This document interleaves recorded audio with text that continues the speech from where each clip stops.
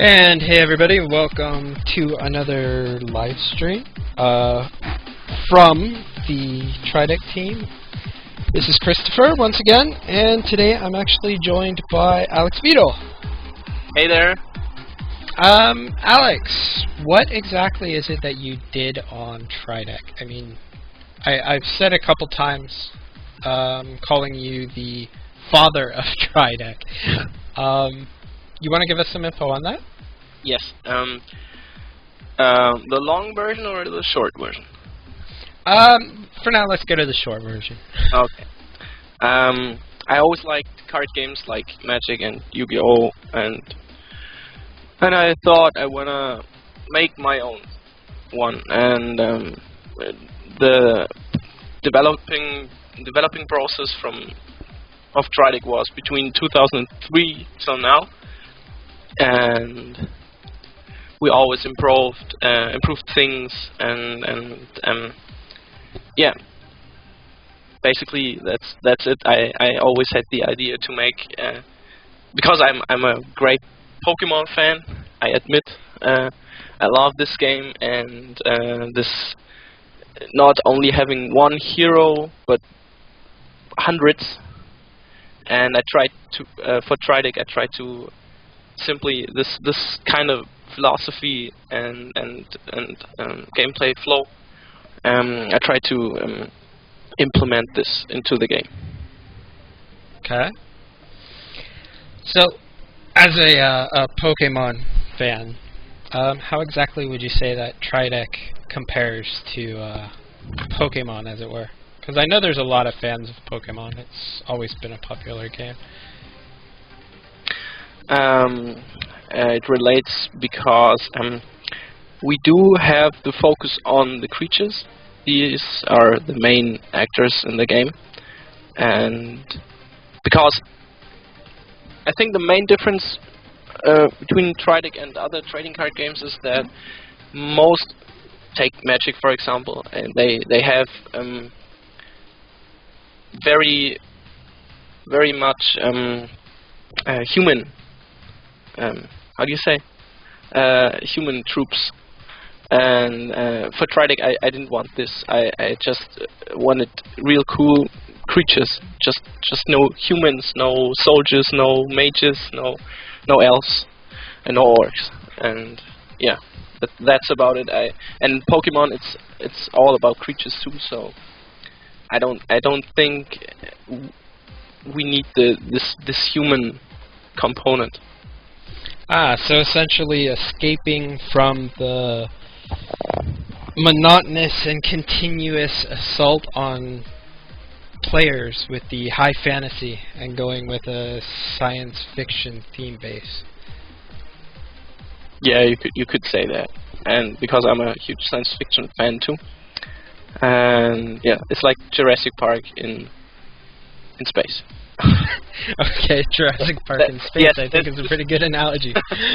this was the first idea, something to make a vision for the game, and we just thought about, hey, Jurassic Park is really cool, and with the dinosaurs and stuff, and let's put this into another more freaky setting. And then we came up with Galena, and I just love nature and wildlife, and I thought this would be a very great synergy.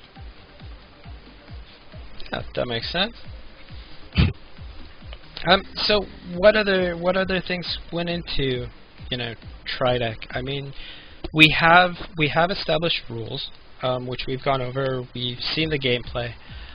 But when we're looking at, for example, what's on the stream now,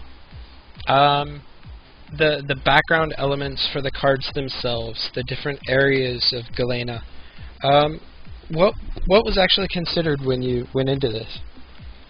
You mean the forest and exactly. Yes. The different regions that are around. I thought yes, I think we will have a slightly rework of these graphics. I think they look cool. They are made by were made by Michael. Is another trainee of ours. But I want them to be more alien world like. These look right now they're looking a little bit Earth-like, but of course it's better to have something you can relate to, you can recognize, and you know how a forest looks, because probably everyone went inside a forest once in his lifetime at least, so everyone knows that, and you can relate to this kind of environment. And the same goes for the Galena, the Green Oceans, which is a grassland, and it's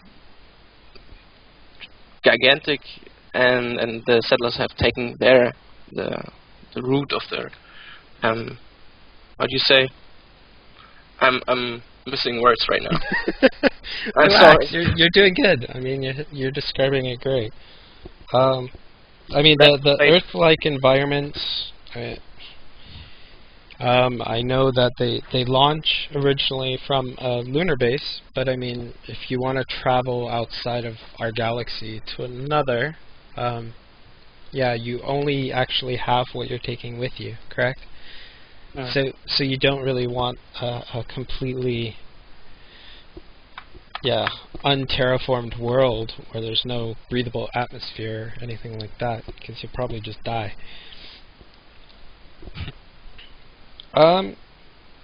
Great. So when it comes to the creatures, you know, on the cards, how are you actually coming up with some of these? I mean, we've seen, for example, one of the creatures. The tagline is looks like a horse, and yeah, but it really doesn't look like any horses around my neighborhood. So what is it? You know, what is your thinking when you design these creatures? How do you come up with this stuff? I mean, does it just come to you, or? Pretty much, yeah. I don't know why, but it's really like that. I just keep. Okay.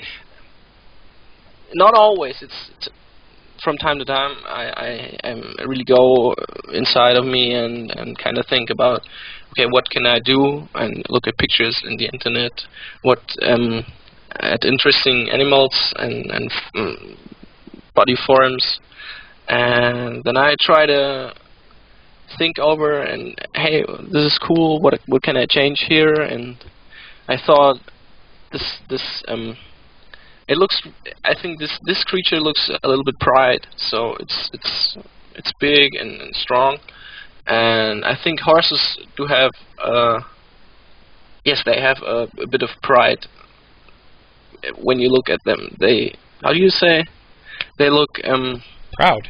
yeah, they look really proud, proud animals.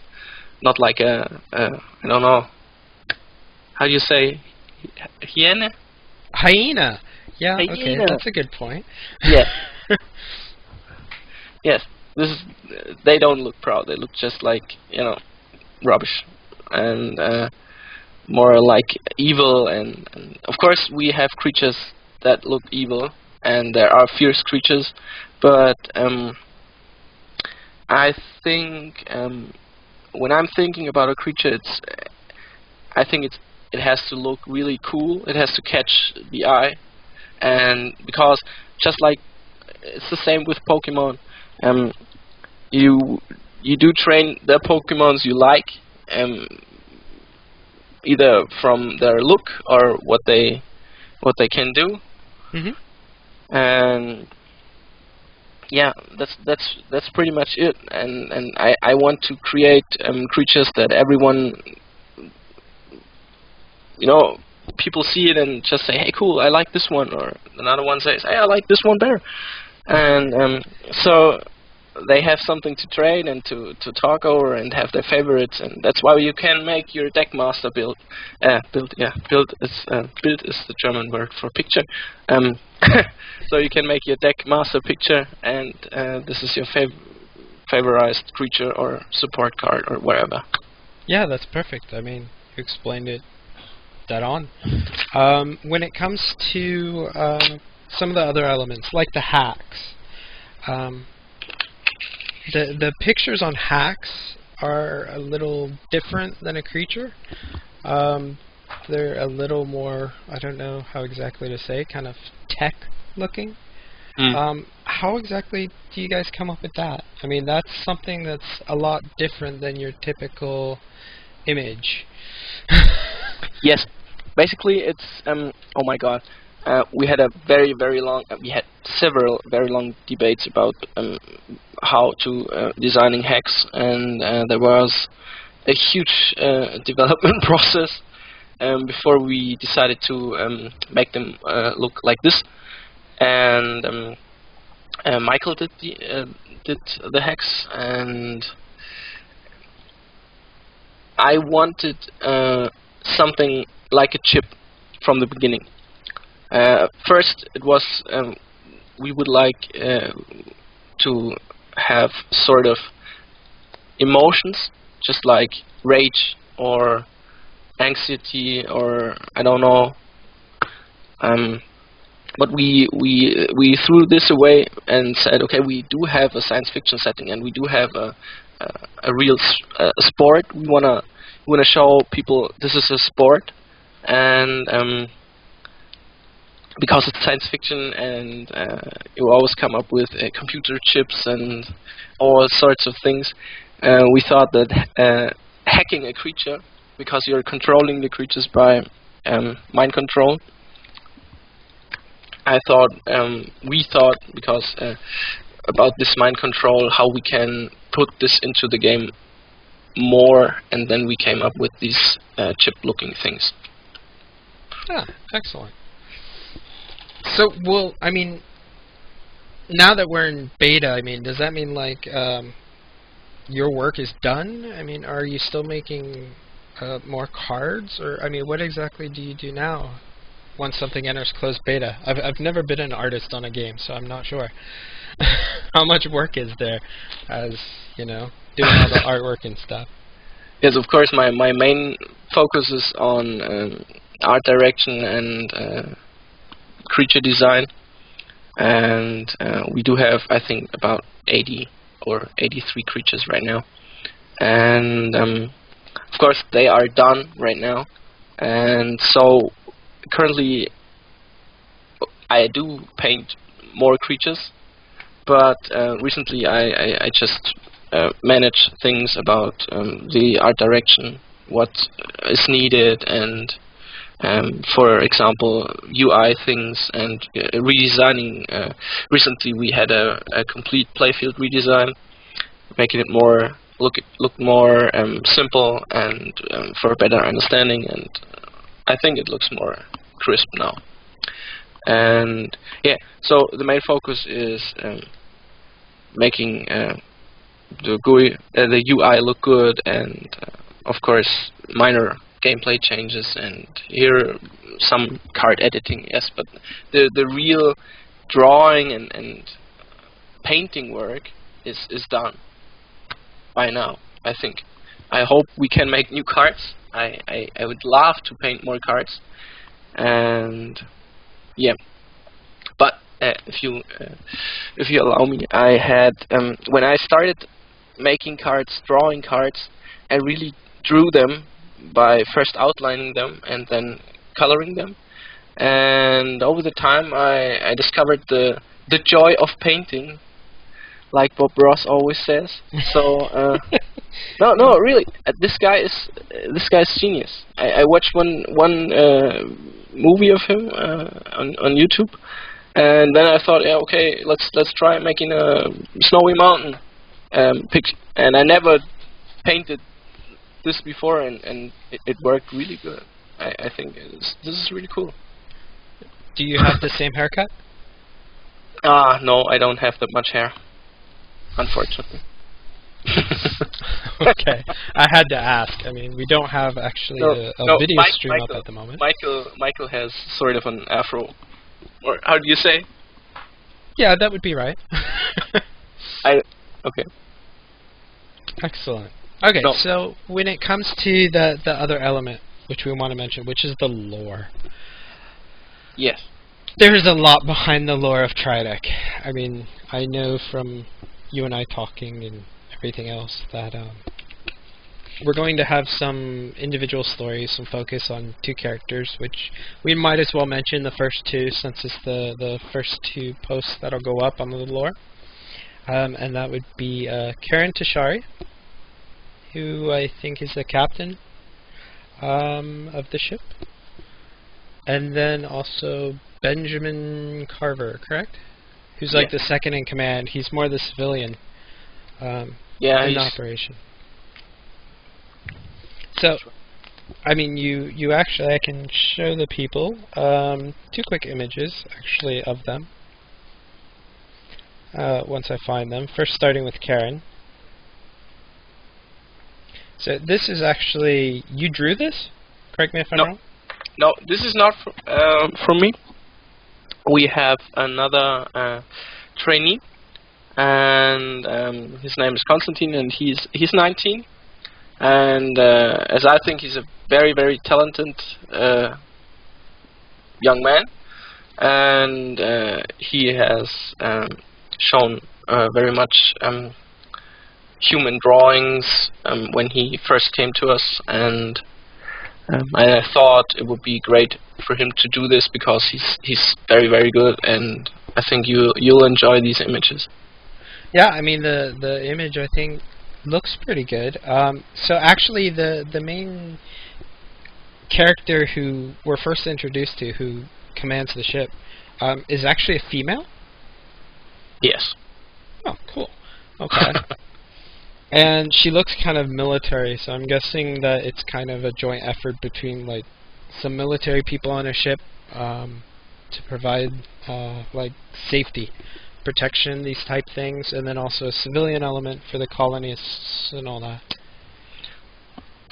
That's pretty much it. Yeah. Excellent. And does she actually live long? I mean, is this someone whose story is really long going, or can we expect her to come to a basic demise in a short time? Yes. Yes. Should I tell? Yeah, go for it. Okay. We can give a couple spoilers. Okay. I don't think it'll destroy anything. So the ship's in a micro asteroid storm and gets damaged severely, so they have to land on Galena, which they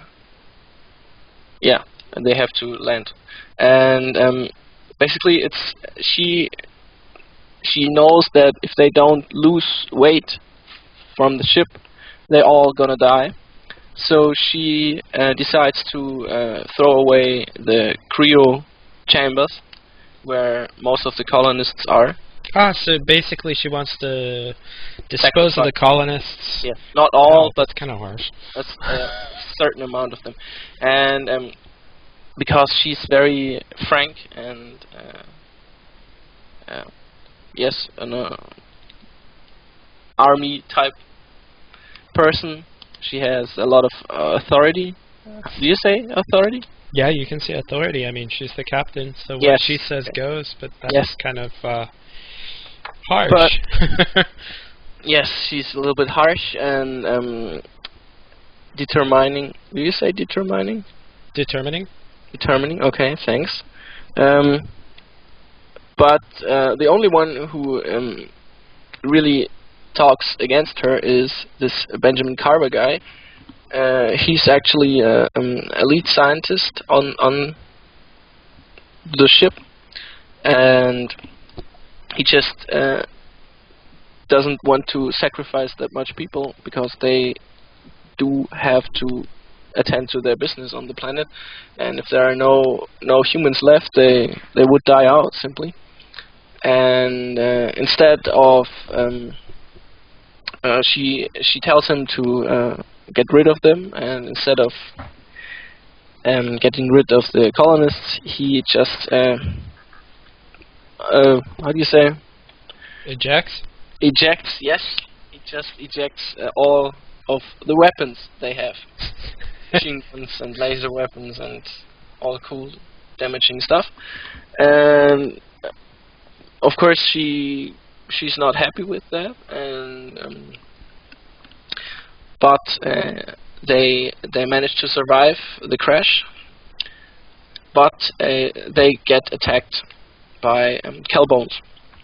And I'll stop you there, so we don't give away all the details. We still want to give them something to read. She doesn't die right there, so that's... Oh, she doesn't? Okay, excellent. No. Well, actually, I know when she dies. But I'm not going to give that one away.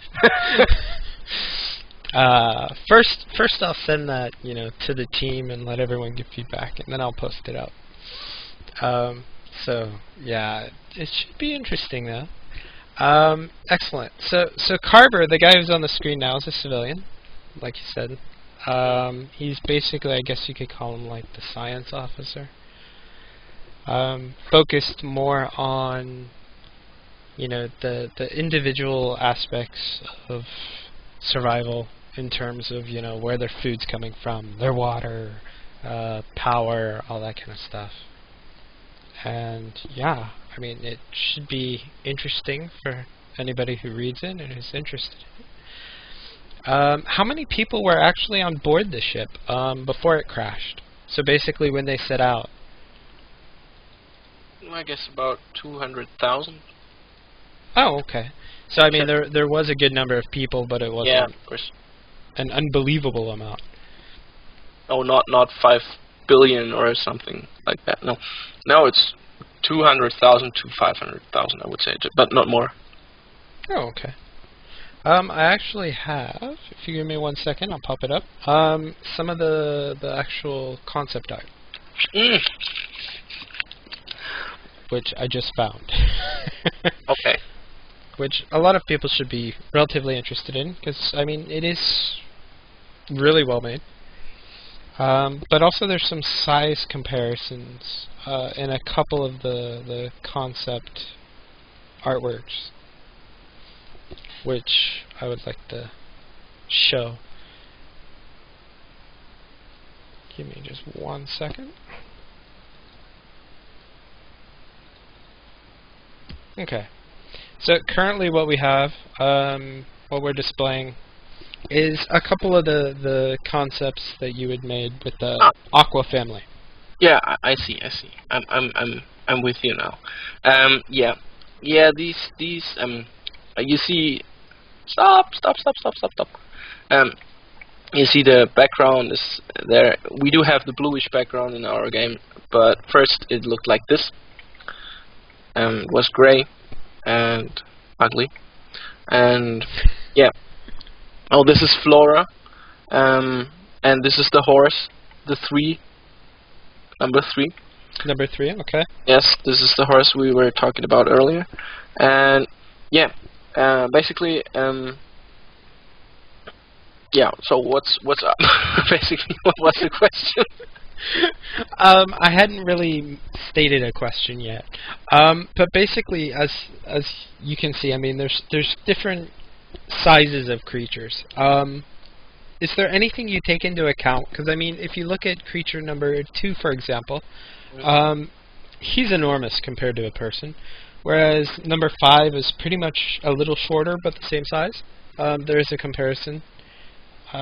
So I mean, how exactly do you determine the scale of the creature in comparison with the colonists? Yeah, I get to think of certain things like where do they live and what do they feed from, and just I when I'm finished drawing, mostly, and then I get the colonist there and look like, okay, if this creature is, how would this creature look like if it was a big one, or does it fit being a big one, or how do I personally feel the creature to be like? Okay. And you can see the 4 the fourth picture of this piranha-like creature. Hmm.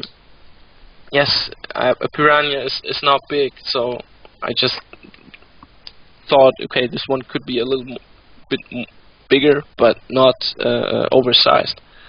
So Yeah, he pretty much looks like he could bite you in half in a yes, single go. So still not the friendliest looking of creatures, to be certain. there are some really badass creatures. Yes, That's a good badass way to looking put it. creatures. Okay, excellent. What about other aspects of the creature design, like the colors? I mean, if you look at the colors, there's really a wide spectrum. Do you take into account the environment when it comes to the colorations as well? Yes, but this picture is really old, and the piranha guy now is not that colorful right now, and same goes for the snake and the fish. Yeah, the fish is on the top left. It's blue and silver. Um, yeah, of course. If you have a predator which is like sparkling red um, in the snow, for Hmm. example, this is not realistic. He wouldn't get any prey. So you have to.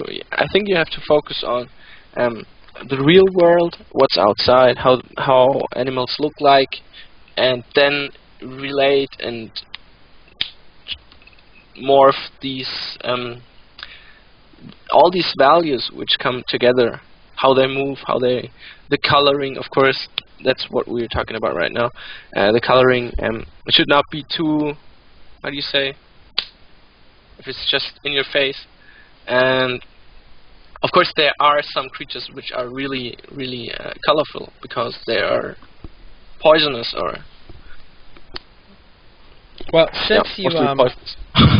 since you had mentioned how it originally looked, I apologize, but I actually have to show the people since I know that somebody, possibly in the Twitch stream, is sitting there wondering a little bit of, okay, so what originally did they design the game to look like compared to what it is now, which I'll show, in a few moments. Because pretty much anyone who's been to our Twitch channel has already seen that we do in fact have some gameplay videos already up. So to show that real quick, Hmm. and then you can just quickly go over these and how it's changed. Alright. Oh, this is old. Oh, this is very old. I told you I was going to do that to you. So as you can see, this is I think your original concept. Is that correct? One of the first. Yeah. Yes. Very old. Oh my god, this is so damn ugly. Correct me if I'm wrong, but did you actually do this? Yeah. And Okay. and yes. And I feel a little ashamed because I defended this layout for I don't know 5 months or I don't know, but okay, it's everyone has seen it. It's pretty. Okay, so while we're looking at this, though, if you compare this layout to how it's set up now, there really is a massive change. I mean, this was really kind of light colors, lots of whites, kind of plain, too. What made you decide to go with the kind of darker coloration and, I guess you could say the more mature kind of stylizing? Mm, this is a difficult question. I gotta think first a little. I guess yes, mostly because it looked so plain, and I think it's boring because it's all gray and okay. What's also a big factor is that the cards, which are shown right now on the left of the picture, this Lisco guy here, the Yep. blue or the larva worm, these are uh, the old cards, the old card layouts. We did massively change the layout into this like Shellyatia is displayed now. And you know, it was too plain looking, too bold, and I just wanted it to be much more fine and yeah, more layering and more happening in the background and more. How do you say? I don't know the word. More style.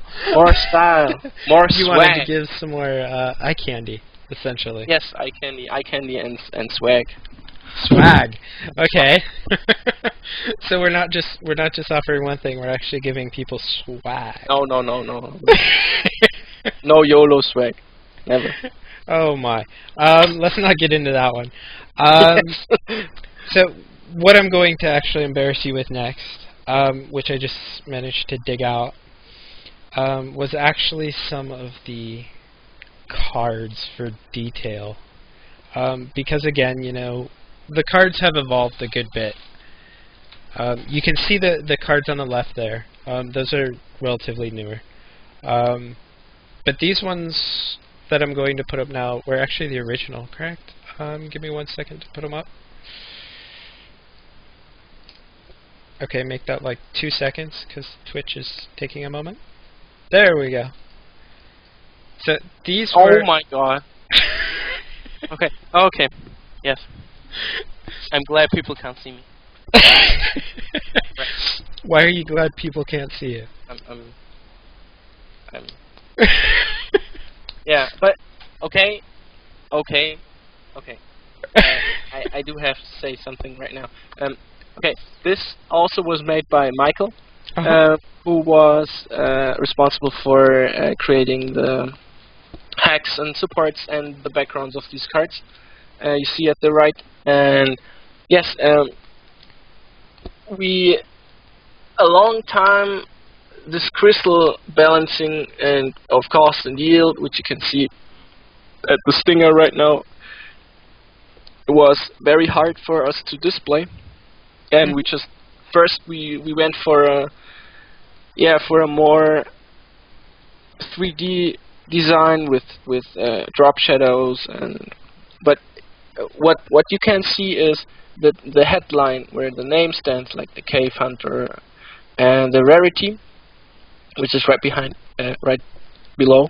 Now, this hasn't changed much. So okay, but we had a sort of stone texture in the background. Was really ugly, and we didn't have symbols for attack and res, and yeah, this is I don't know how there was oh my god, there were so much approaches for cards. We had I think we had about 10 different styles for cards. Excellent. So pretty much one of the first ones we had. Yeah, these are pretty new. Or old. Yeah. Excuse me. Oh my gosh. Yeah. Alright, let me see if I can actually find one of the really old builds as well. 1 moment.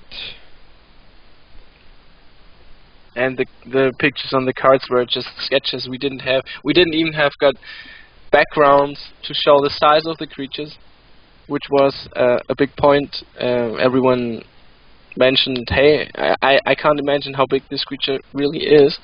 And then we came up with the idea, okay, we gotta make backgrounds. It looks better. And I think it looks better than before. Yeah, I gotta agree with you. I think it looks awesome. Thanks. So, I mean, there was really, you know, just a ton of work that you guys have put into this. So, correct me if I'm wrong, but you also have a physical prototype, right? Mm-hmm. Yeah, sorry, I was drinking iced tea. Yes, I do have. This was made in 2009 for my graduation from university, and I thought I could, because I studied game design in Munich, and I thought, okay, why do I have to make something on screen? Because game design is working with tabletop games too, so the rules are the same, basically. And then I came up with the idea to make Tridek for as a trading card game. And yes, these are the cards. Our trainee Michael, which is a very, very good friend of mine, he helped me to accomplish the task, and oh my god, we just printed out every single card, and we did have to put the cards together, and had to print out the front side and the back side separately, and stick them together, and then. So you guys actually glued the cards together, essentially. Yes, and I had a 3D program where I got that back in 2002, I guess, from a former school friend who wanted to make a top-down shoot 'em up, and with this program you can make jets. It's like Lego, sticking parts together. And from that time on, I always made creatures and jets and whatsoever, and I put them all together because I needed content there, and when I didn't have the time to draw the creatures all, so I simply took most of the 3D models I did back then and simply rendered them out and got them into Photoshop, and then on the cards and on the paper. That's awesome. That's basically it. We do back for this game. We had 150 different cards, and I think we set about, I don't know, 1 week just printing and cutting the cards out and sticking it together. And there was a device which has a, how do you say, folio? I don't know. Yeah. A laminator? Yes, a laminator. Yes, and then we had to laminate this, and then cutting again, and awesome. And the best part was when I first got the first 5 cards were laminated and ready to play with, and I went down to show them to my mom. And she said, "Oh, these cards are really good looking, but they're sharp at the edges. I will cut them out for you." And then she made round edges and for these 5 cards, and I liked the idea. So I think about 10 minutes later, she got a pack of 100 cards, and I told her, "If you can do this, I will be very grateful." She was just like, "My God, this is so much work." But yeah, thanks to my mom. That's awesome, though. So what does she think of the game going digital? My mom? Yeah.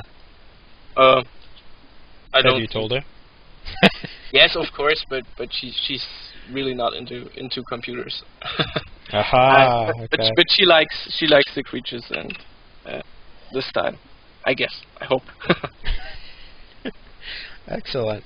I hope I didn't argue her too much by cutting out these cards. And hey everybody, welcome to this any longer, but I guess not.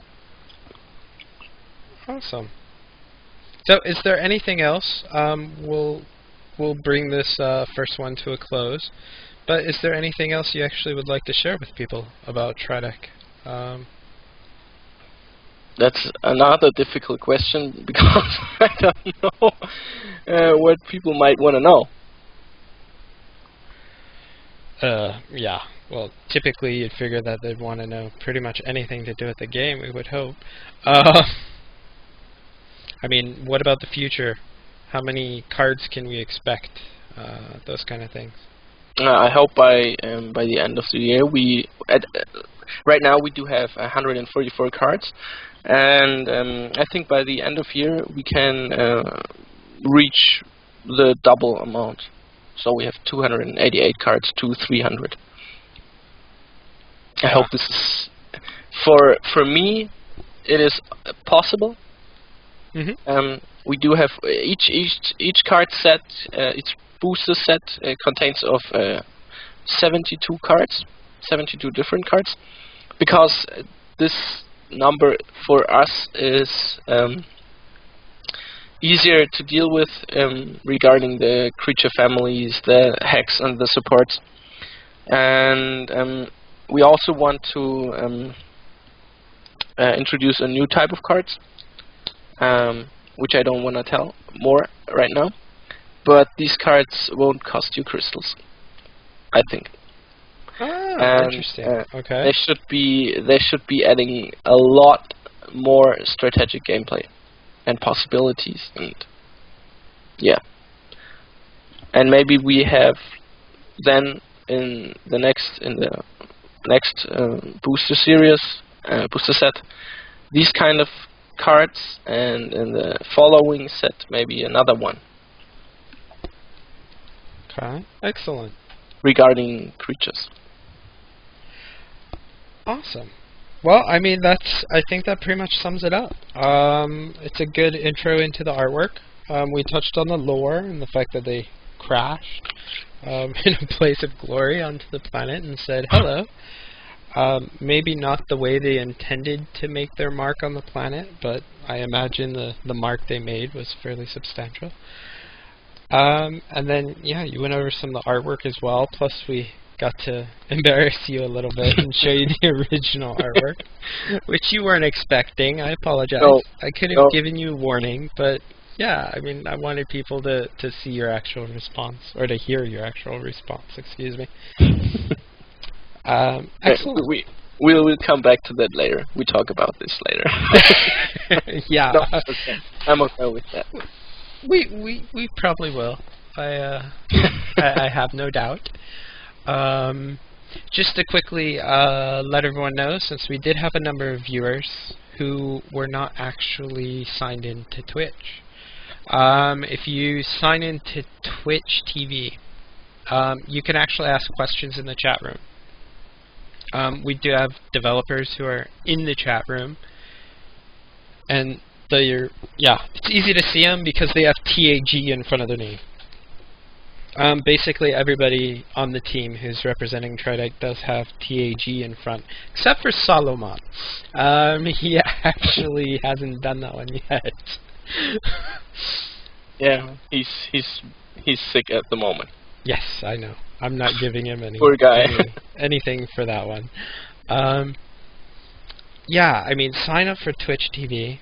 Ask your questions in the chat room, and everyone will readily give you answers. Whether it's about rules, or concepts, or design, or gameplay, or what can we expect? Basically, no questions off limits. One other point as well, visit Tridek.com. Sign up for the forums. Once again, you can, give some say. Plus, it gives you a chance to sign up for the closed beta. We need more players. So yeah. Sign up, you'll get an invite. If you sign up from watching this, just add Twitch to the end of your name, and I'll make sure that you get included on the next round of invites. You can stream the game, get feedback of the game, whatever you want. Oh, yes. As long as it's the beta, you can have our in-game currency for free. So grab it all and buy some booster packs. And build the strongest deck. That's true. But then again, while you're mentioning that, the PC version, yeah, they buy it, they get the cards. Yes, the PC version is packed with all the cards. So yeah, there is that only difference. Do you have anything else you'd like to tell the viewers, Alex? Anything at all? I don't know. I don't think so. I'm finished. You can give him a nice German goodbye if you like. Ich wünsche allen schönen Abend und viel Spaß. Excellent. So. And yeah, have fun. And have a good evening. I hope you enjoyed the stream. You learned a little bit about the lore and also the designs. And if you have questions, don't hesitate to contact us on our forums, on Twitch, on Facebook. You can find us pretty much everywhere. And we hope to see you in the closed beta. And hope you all have a good night. Thanks for watching. Bye bye.